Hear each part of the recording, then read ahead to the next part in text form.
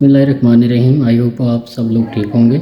My name is doctor Mohammad Ibrahim. Today the topic of discussion is non exact differential equation. Last topic में हमने देखा था कि अगर हमारे पास एक एग्जैक्ट डिफरेंशियल इक्वेशन है, उसकी पहचान क्या होती है और उसको हम सॉल्व कैसे करते हैं, वर्किंग प्रिंसिपल उसके क्या है, वो हमने देखा था। आज की वीडियो में हम देखेंगे कि अगर हमारे पास एक डिफरेंशियल इक्वेशन जो है वो एग्जैक्ट नहीं है तो फिर हम उसको कैसे सॉल्व करेंगे या उसका वर्किंग प्रिंसिपल क्या होगा और उसको हम एग्जैक्ट बना सकते हैं या नहीं बना सकते। सबसे पहले इसकी डेफिनेशन कर लेते हैं। इफ़ द डिफरेंशियल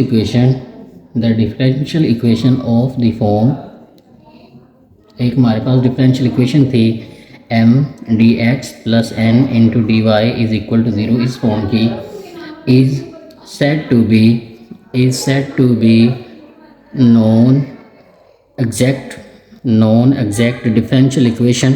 इसको हम नॉन एग्जैक्ट उस वक्त कहेंगे जब हम m का partial derivative with respect to y लें और n का partial derivative with respect to x लें और इन दोनों का आंसर बराबर ना आए, तब हमारे पास ये जो 1 होगी, सो 1 is called non exact differential equation. लेकिन हम इसको, ये जो 1 हमने जिसकी बात की है, इसको हम एग्जैक्ट बना सकते हैं। उसके लिए हम क्या करेंगे, इसको एक ख़ास फंक्शन से मल्टीप्लाई करेंगे जिसको हम इंटीग्रेटिंग फैक्टर का नाम देते हैं। तो उसके साथ हम इसको मल्टीप्लाई करेंगे तो फिर हम इसको चेक करेंगे तो ये हमारे पास एग्जैक्ट डिफरेंशियल इक्वेशन बन जाएगी। अब वो क्या होता है उसको देख लेते हैं।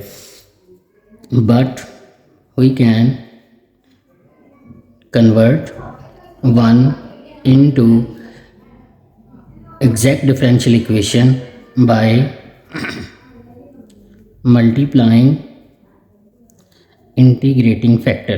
ठीक है, सबसे पहला जो हमारे पास इंटीग्रेटिंग फैक्टर से हम इसको मल्टीप्लाई करेंगे ये एग्जैक्ट बन जाएगी।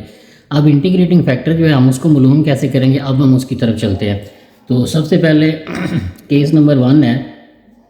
केस नंबर 1 में हम क्या देखेंगे कि हम ये जो हमारे पास m है और n है, हम केस नंबर 1 में ये देखेंगे कि हम पार्शियल डेरिवेटिव जो m का है विद रिस्पेक्ट टू y लेंगे, इसको हम माइनस करेंगे पार्शियल डेरिवेटिव का n के साथ, जिसका n का partial derivative with respect to x लेंगे और डिवाइडेड पर क्या करेंगे, n की टर्म से इसको डिवाइड करेंगे।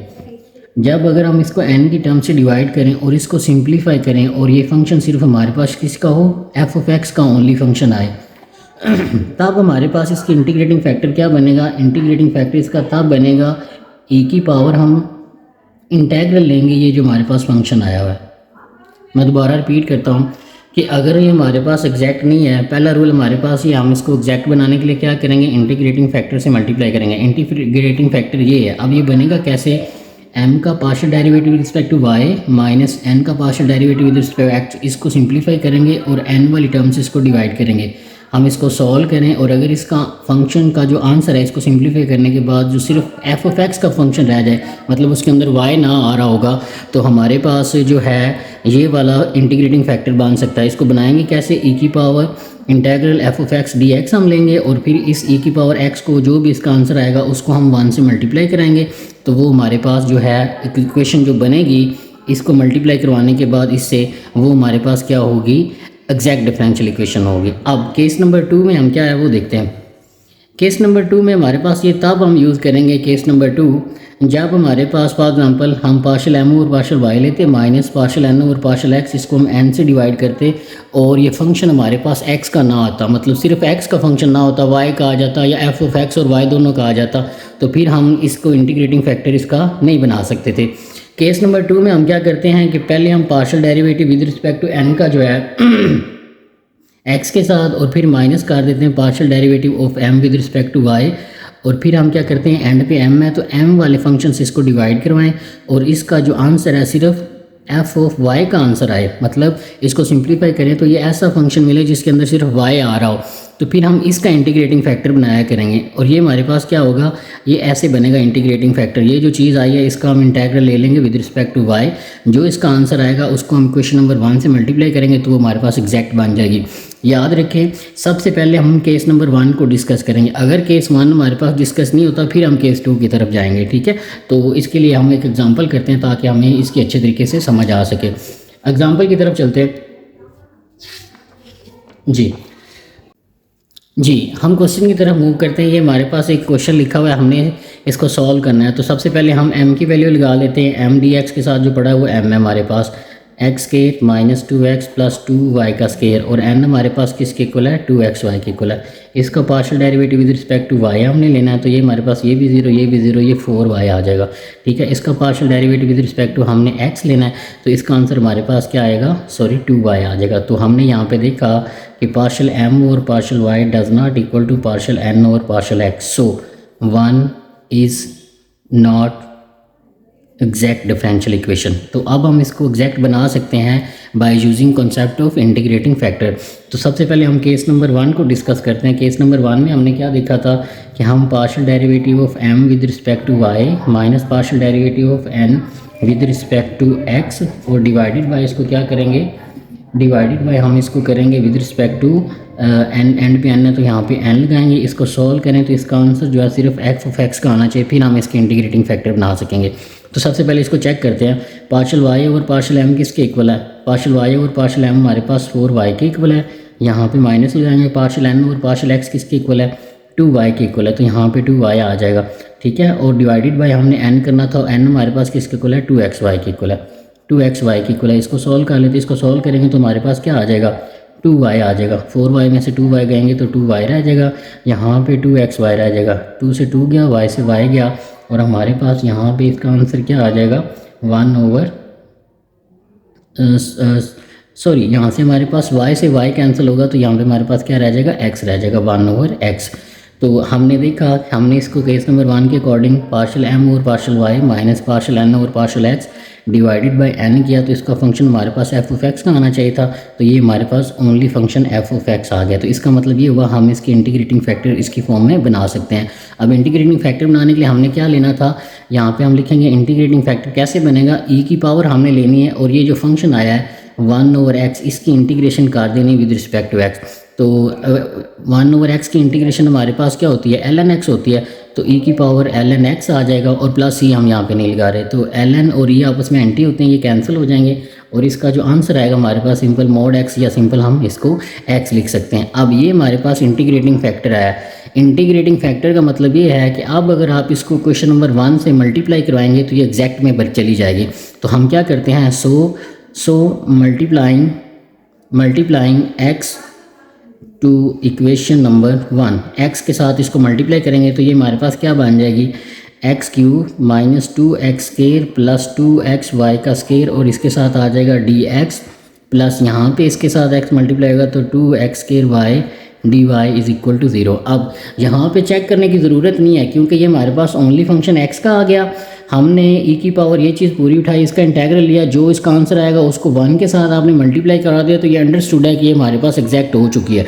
लेकिन आपकी तसल्ली के लिए हम इसको चेक कर लेते हैं कि जब हमने इसको इंटीग्रेटिंग फैक्टर से मल्टीप्लाई किया क्या ये एग्जैक्ट बनी है या नहीं बनी। तो आपको पता है ये m है और ये n है, partial m over partial y ले, इसका आंसर क्या आएगा, ये हमारे पास बन जाएगा, इसके साथ आएगा तो ये हमारे पास बन जाएगा 4xy, इसका पार्शियल डेरिवेटिव आएगा। अब इसका पार्शियल डेरिवेटिव n का विद रिस्पेक्ट टू x लेते हैं, ये n है ना, तो इसका derivative with partial derivative with respect to x लें तो ये आ जाएगा 4xy। तो आपने देखा कि partial m over partial y is equal to partial n over partial x। इसको क्वेश्चन नंबर 2 का नाम दे दे।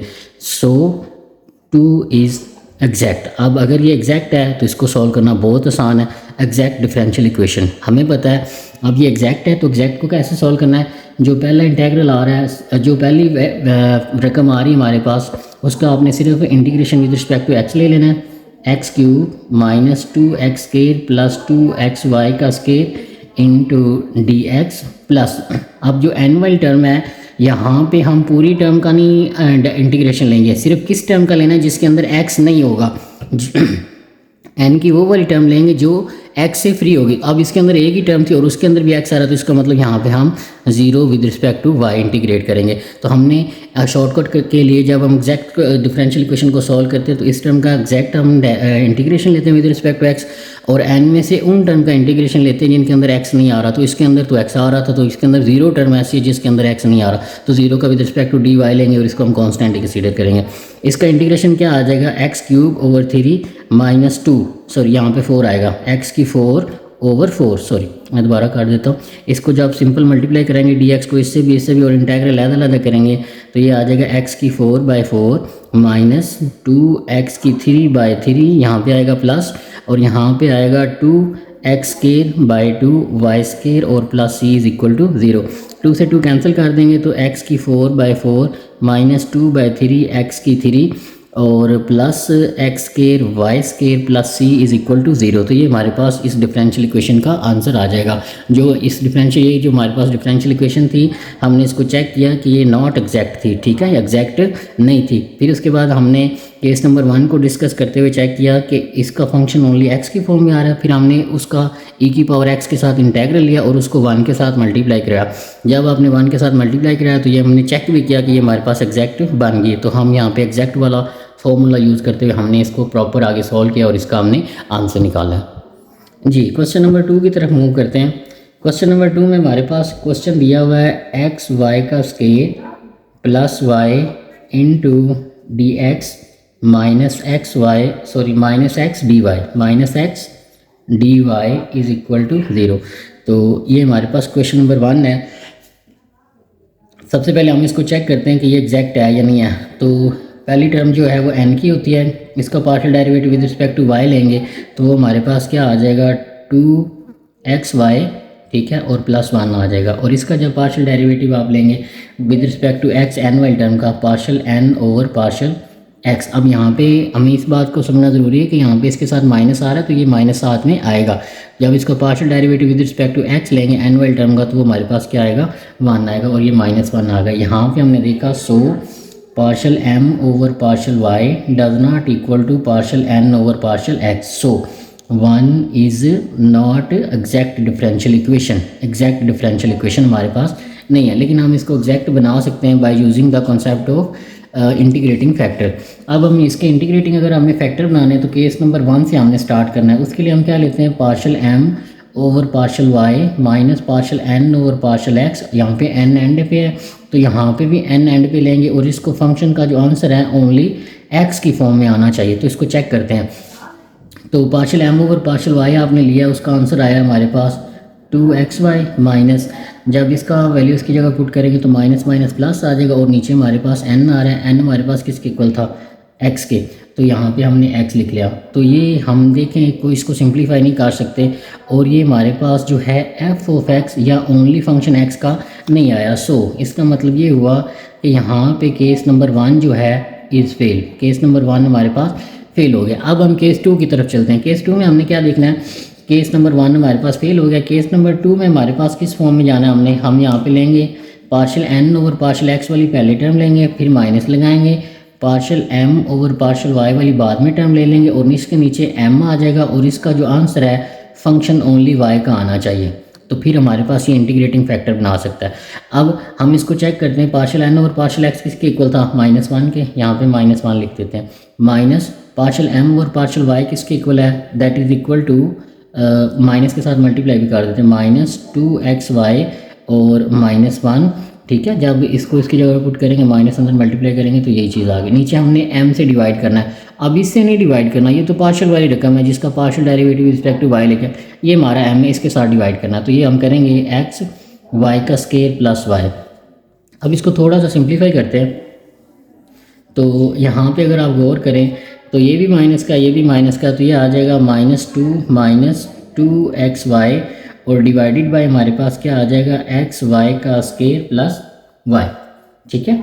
तो यहाँ तक हम पहुँच गए। अब थोड़ा सा हमें इसको मज़ीद सिंप्लीफाई करना पड़ेगा। अगर आप थोड़ा सा गौर करें ऊपर से -2 कॉमन ले सकते हैं, -2 कॉमन लेंगे तो 1 प्लस xy रह जाएगा।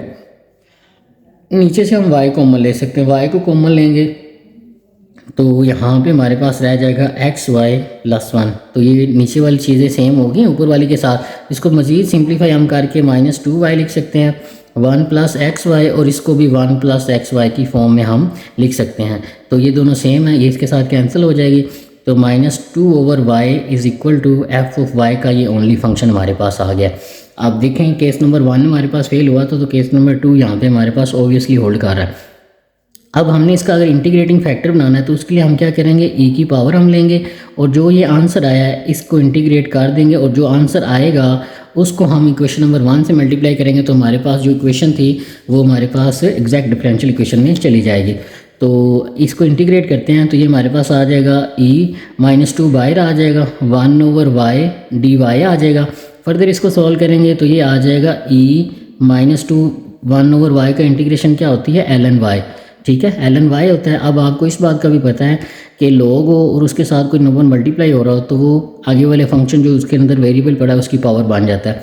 तो इसको हम लिख सकते हैं ln y की -2, ln और ये आपस में इंटी होते हैं एक दूसरे के, तो y -2 आ जाएगा और इसको फर्दर आप सोल्व करेंगे तो y² हमारे पास आएगा इसका इंटीग्रेटिंग फैक्टर। अब इसको क्या करेंगे, now multiplying 1/y² to equation number 1, इसको हम इक्वेशन नंबर 1 से मल्टीप्लाई करेंगे जो हमारे पास इंटीग्रेटिंग फैक्टर आया।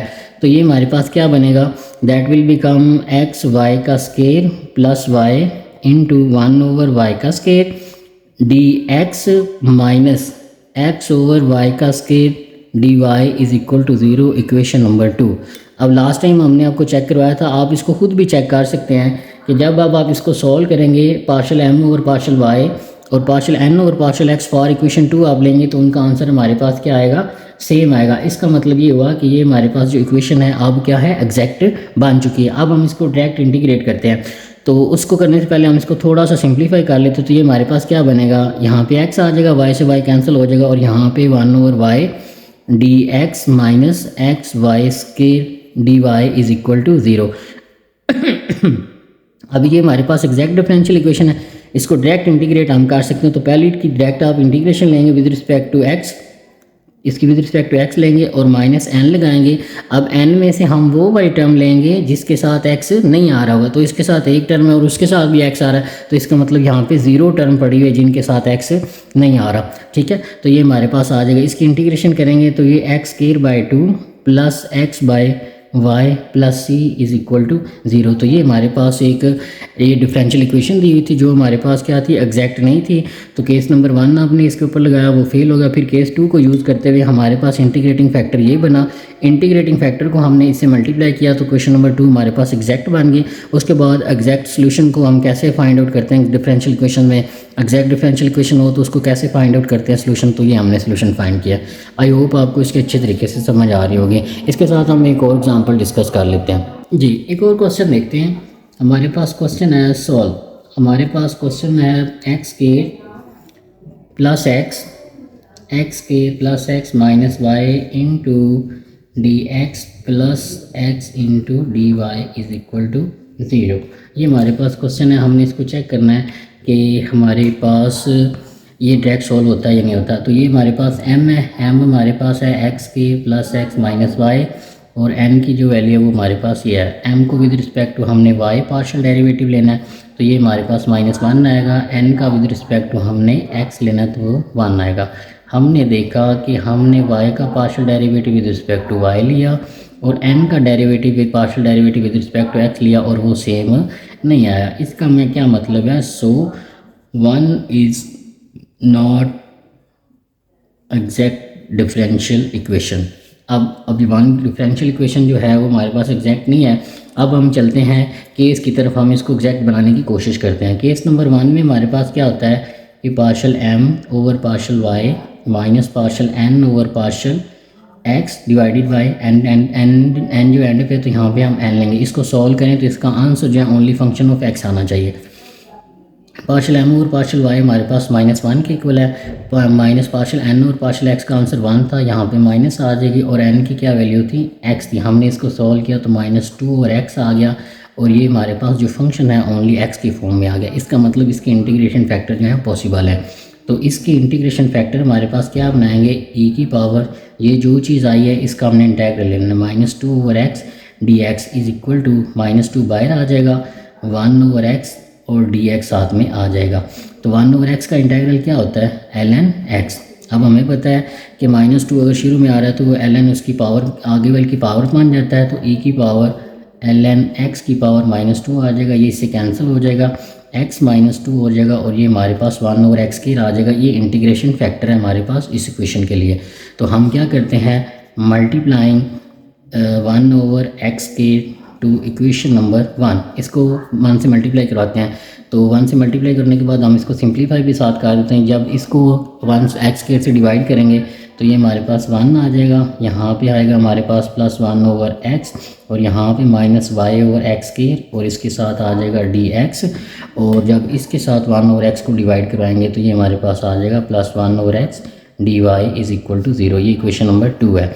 अब यहाँ पे 2 इज़ एग्जैक्ट, हम इसको चेक नहीं करेंगे, हम डायरेक्ट कहेंगे कि ये हमारे पास क्या है, एग्जैक्ट डिफरेंशियल इक्वेशन है। अगर आप चेक करना चाहें तो आप कर भी सकते हैं कि ये m वाली टर्म है, इसका partial derivative with respect to y लें, इसका partial derivative with respect to x लें, तो इन दोनों का आंसर हमारे पास क्या आएगा, पार्शियल डेरिवेटिव की रिस्पेक्ट सेम आएगा और ये हमारे पास एग्जैक्ट डिफरेंशियल इक्वेशन की कंडीशन को सेटिस्फाई करेगी। अब अगर ये एग्जैक्ट है तो हमने इसका सोल्यूशन फाइंड करना है। तो पहली जो टर्म डी एक्स के साथ पड़ी है इसको विद रिस्पेक्ट टू x आपने पूरा इंटीग्रेट करना है, plus 1 over x minus y over x के इंटू डी एक्स प्लस यहाँ पे इंटीग्रेशन जो एन वाली टर्म है उसके लिए हम उसकी इंटीग्रेशन लेंगे उस टर्म की जिसके अंदर एक्स नहीं आ रहा होगा। तो यहाँ पे तो एक्स आ रहा है तो इसके अंदर 0 टर्म ऐसी है जिसके अंदर एक्स नहीं आ रहा, तो हम लिख रहे पास एक्स होगी।